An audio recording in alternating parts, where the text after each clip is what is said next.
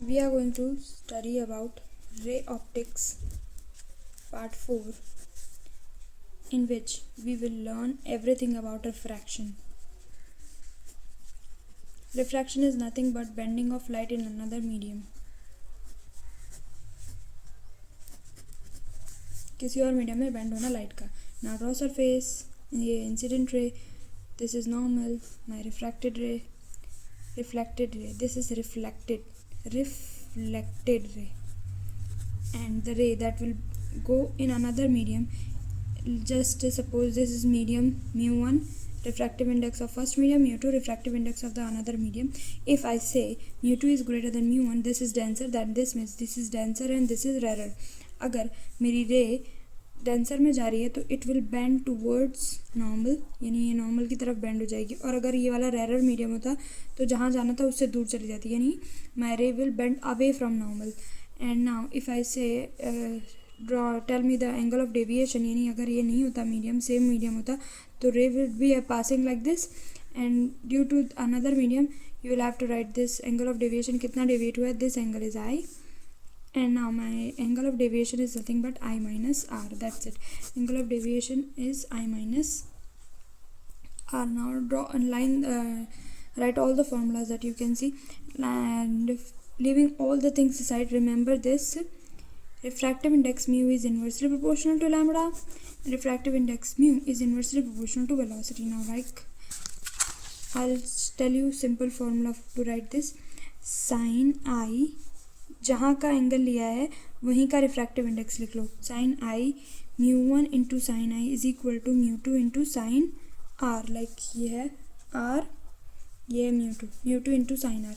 अब we are going to arrange it like this: sine i by sine r is equal to mu2 by mu1. That's it.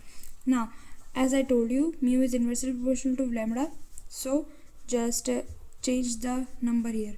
Lambda 1 by lambda 2, and mu is inversely proportional to velocity. Same, change the number, like v1 by v2. Now v is nothing but distance upon time, so d1 by t1, d2 by t2. That's it.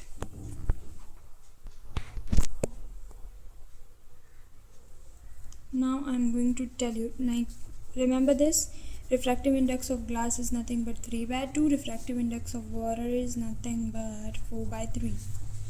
Okay, now I'm going to tell you image formation by refraction. Refraction से image formation कैसी होती है वो पढ़ेंगे हम लोग.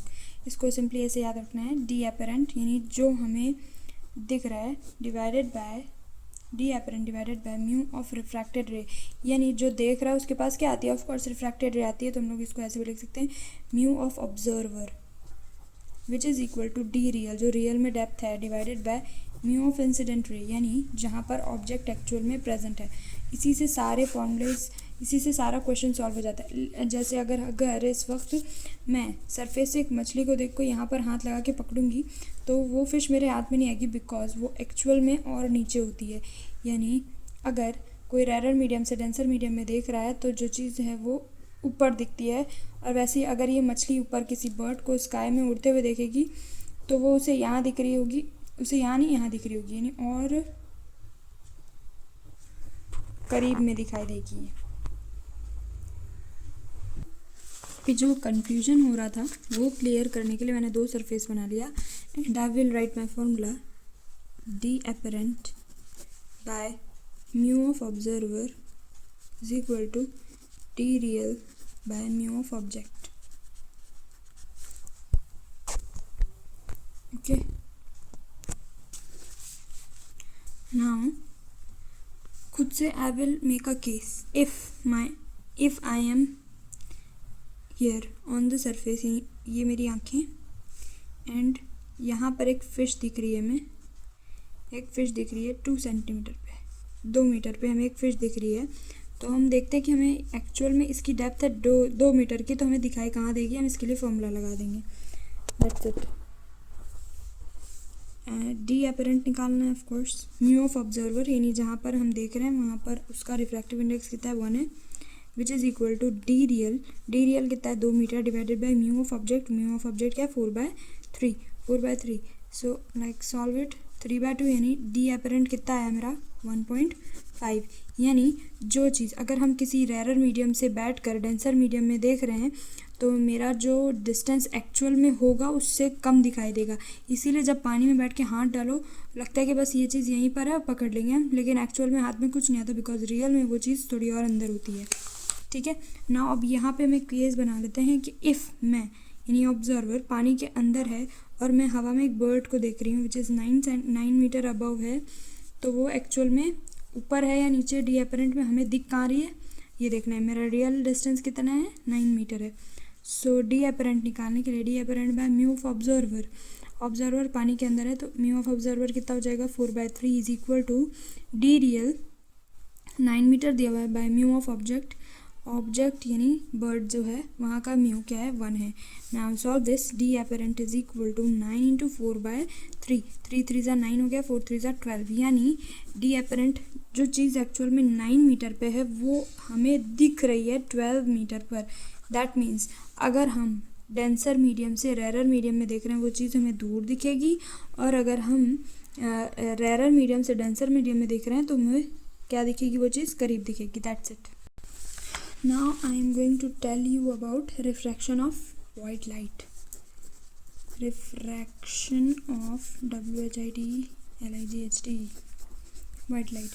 इसमें भी ये बात ऑलवेज याद रखनी है, mu is inversely proportional to lambda and mu is inversely proportional to V. क्यों लिख लो पहले VIBGYOR जहाँ पे आ रहा है इसको एज लैम्डा याद रखना है। लैम्डा यहाँ पर इंक्रीज हो रहा है, इस साइड जाने पर लैम्डा इज इंक्रीजिंग। लैम्डा और एनर्जी इन्वर्स रिलेशन होता है तो एनर्जी यहाँ पर कम हो रही होगी और इसका डी अपरेंट निकालना होगा तो नॉर्मल फॉर्मूला याद रखना, डी अपरेंट एयर के लिए 1 हो जाएगा, डी बाय म्यू से याद रखा जा सकता है। और क्योंकि lambda is inversely proportional to mu तो लैम्डा के टर्म्स में अगर दिया हुआ यानी वेवलेंथ के टर्म्स में दिया हुआ हो तो D apparent is equal to lambda into D हो जाएगा। That's it. वाइट लाइट के बारे में इतना ही करना, उसके बाद हम लोग करेंगे TIR। Now I am going to tell you about TIR. So TIR is nothing but total internal refraction. TOTL total internal refraction. Spelling जाने देते हैं। ये तभी पॉसिबल है, it is only possible when मेरी लाइट डेंसर से rare medium में जा रही है। क्योंकि उसको हमें क्या करना है, बेंड करना है अवे फ्रॉम नॉर्मल। अगर बेंड करना है तो मेरे डेंसर से नॉर्मल में ये होगा मेरा डेंसर मीडियम, ये होगा मेरा रेयर मीडियम। तो अगर हमें इसको बेंड करना है इसकी तरफ नॉर्मल की तरफ ग्रेस करवाना है, टोटल इंटरनल रिफ्लेक्शन करवाना है तो इसे ऐसे आना पड़ेगा, राइट। इसको क्रिटिकल एंगल बोलते हैं जिसमें जो मेरा रिफ्रैक्शन होता है 90 डिग्री पे आता है, इसको IC बोला जाता है। IC से डिनोट किया जाता है टोटल इंटरनल रिफ्लेक्शन में। और इस एंगल पर ये क्या हो जाता है 90 डिग्री हो जाता है मेरा। ये क्या है, रिफ्रैक्शन क्या हुआ, ग्रेस कर गया सरफेस पर। ये पॉसिबल तभी है जब मेरे रे डेंसर से रेयर में जाए तब, क्योंकि अगर हम लोग रेयर से अगर ऐसा करें कि रे यहाँ से रेयर से डेंसर में लेकर आएंगे तो बेंड हो जाएगी टूवर्ड्स नॉर्मल, तो ये ग्रेस करके कभी इसमें टच हो ही नहीं सकती। That's not possible. अब TIR के लिए जो भी हमें पढ़ना है वो है ऑप्टिकल फाइबर। इसमें सेम वही फॉर्मूला लगेगा जो पीछे हम लोग ऑलरेडी लगा चुके हैं। ऑप्टिकल फाइबर क्या होता है, वो आप लोग ने लाइट देखी होगी जिसके ऊपर ऐसे रात में टाइम पे लाइट आती है और ऊपर की तरफ आके वो चमकने लगती है, ऐसे ऐसे रहता है, बाहर मिलता है पता नहीं कितने का। So we are going to learn about that only. इसमें अंदर दो होता है, अंदर वाला एरिया होता है कोर और बाहर से डी डेंसर होता है, बाहर वाला कवर रहता है। इसके लिए म्यू ऑफ C लिखा जाता है, कोर का refractive index mu of D लिखा जाता है। और ऐसे समझ लो ये मेरा नॉर्मल है, इस वायर से मेरा नॉर्मल है, ये एंगल से हमने लाइट को इंसिडेंट करवाया, ये है I, ये एंगल I है। तो इसके लिए फॉर्मूला निकालना है कि TIR हो जाए टोटल इंटरनल। यहाँ पे सरफेस गिरी, मेरा जो एंगल है वो और भी ज़्यादा कम है, इतना ज़्यादा हो गया कि ये रे जो है ना ग्रेस करने की वजह और अंदर रह गई, इसी को TIR बोला जाता है, टोटल इंटरनल रिफ्रैक्शन हो जाता है अंदर की तरफ। इसके लिए I निकालने के लिए फॉर्मूला है sin I is equal to √ अंदर वाले का म्यू का स्क्वायर माइनस बाहर वाले का म्यू का स्क्वायर। दैट्स इट, माइनस बाहर वाले के म्यू का स्क्वायर। इसके लिए बस इतना ही फिलहाल याद रखना ज़रूरी है। और ये याद रखना है कि TIR के एग्जाम्पल में एक ऑप्टिकल फाइबर भी ऑप्शन में है, दूसरा मिराज। हमें रोड पे जो पानी दिखता है ना वो, और डेजर्ट में जो लगता है जैसे लगता है कि पानी दिख रहा है करीब में ही है, एक्चुअल में वहाँ जाओ तो वो कुछ होता ही नहीं है। सो उसके लिए भी क्या रीज़न होता है, मिराज होता है। और इसके लिए भी ऑफ कोर्स शर्त यही है कि डेंसर से रेयर मीडियम में देख रहे हों। और फिर अब हम लोग एरिया ऑफ विजिबिलिटी एरिया याद रखने के लिए भी याद रख सकते हैं TIR में कि कोई एक लाइट है तो वो कितने एरिया तक हमें दिखाई देगी, उसके बाद क्या हो जाएगा, इसका टोटल इंटरनल रिफ्लेक्शन हो जाएगा। उसको देखने के लिए हमें क्या करना होता है, ये एच हाइट डेप्थ है, वापस से बता देते हैं, वो दिख ही नहीं रहा था। एरिया ऑफ विजिबिलिटी के बारे में बताना है हमें कि कहाँ तक वो लाइट हमें नज़र आ रही है, वो देखना है। तो ये एच हाइट ले लो, समझ लो ये मेरा पूरा पॉन्ड है, यहाँ पे हाइट एच है, यहाँ पे एक लाइट रखी हुई है, तो ये कहाँ तक दिखाई देगी। उसके बाद ये क्या हो जाएगा, टोटल इंटरनल रिफ्लेक्शन अगर हो जाएगा इसका, ये ग्रेजिंग जहाँ तक हो रहा होगा वहाँ तक दिखाई देगी। उसके बाद अगर एंगल इसका और बढ़ेगा, अंदर चले आएगी, तो हमें कुछ दिखाई नहीं देने वाला है। सो सिर्फ इसका ये रेडियस निकाल लेते हैं पहले, उसके बाद एरिया पाई आर स्क्वायर कर देंगे, दैट्स इट। तो रेडियस निकालने के लिए ये हाइट ले लो एच, जो हमें गिवन ही होगी, यानी depth divided by under root mu square -1, यानी इस मीडियम का क्या रिफ्रैक्टिव इंडेक्स -1, दैट्स इट। और अगर एरिया निकालना हो तो पाई आर स्क्वायर से सॉल्व हो जाएगा, दैट्स इट। इसको ऐसे ही निकाल लेना है। अब एक और चीज़ ये कि जैसे ये ग्लास स्लैब रखा हुआ है मेरा, रिफ्रैक्टिव इंडेक्स इसका म्यू है, मेरा ऑब्जेक्ट इधर रखा हुआ है अगर, और हम यहाँ से देख रहे हैं, मेरा हम ऑब्जर्वर हैं एंड यहाँ से देख रहे हैं, तो मेरा इमेज किधर बनेगी। एक बात हमेशा याद रखना कि इमेज जो है ना शिफ्ट करेगी इंसिडेंट रे के अलॉन्ग, यानी इमेज यहाँ कहीं शिफ्ट कर जाएगी आई। और शिफ्ट का फॉर्मूला डायरेक्ट याद रखना है T-T/μ, ये भी वही डी एपरेंट वाले फॉर्मूले से सिंपली डिराइव किया जा सकता है। अब हम लोग लास्ट में पढ़ लेंगे वेलोसिटी के बारे में। वेलोसिटी ऑफ इमेज ऑब्जेक्ट में रिफ्रैक्शन की वजह से, सो ये पहले याद रखने के लिए बता दें, ट्रिक है। नॉर्मल फार्मूला जो हम लोग ने याद किया था, d apparent by mu of observer, यानी refracted ray divided is equal to mu d real by mu of incident रे।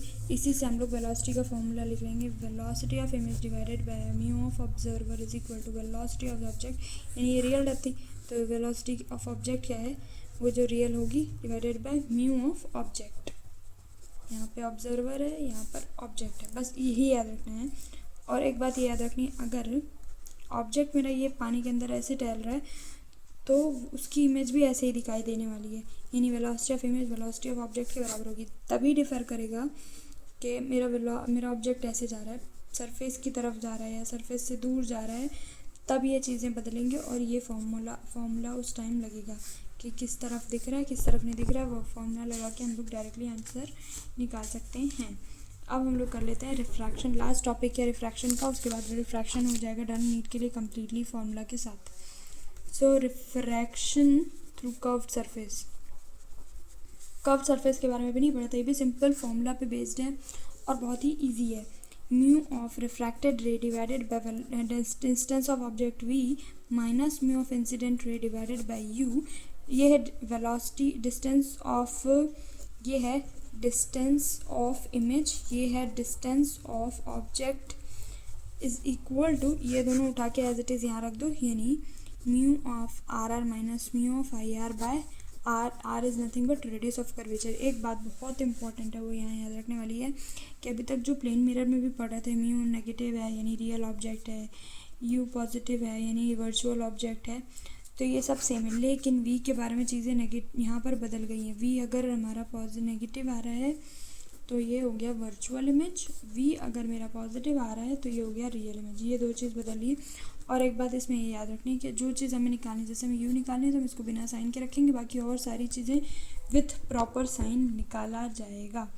अब एक लास्ट चीज़ पढ़ लो पावर के बारे में। पावर ऑफ लेंस क्या होता है, एबिलिटी टू कन्वर्ज लाइट। अगर ये मेरा पॉजिटिव आया तो कन्वर्जिंग लेंस हो जाएगा, एबिलिटी टू कन्वर्ज लेंस के बारे में बात हो रही है इसलिए। पी अगर नेगेटिव आया तो मेरी लेंस क्या हो जाएगी, डाइवर्जेंट हो जाएगी अगर, और इसका फॉर्मूला होता है P is equal to 1/f, F is nothing but focal length, और फोकल लेंथ को हमें मीटर में लिखना है, इसकी यूनिट होती है डायोप्टर, ये होता है खुद एक स्केलर टर्म में, ठीक है। और सारे फॉर्मूलाज उसको हम जब लेंस पढ़ेंगे तो और कर लेंगे, दैट्स इट। हमारा रिफ्रैक्शन डन हो गया है।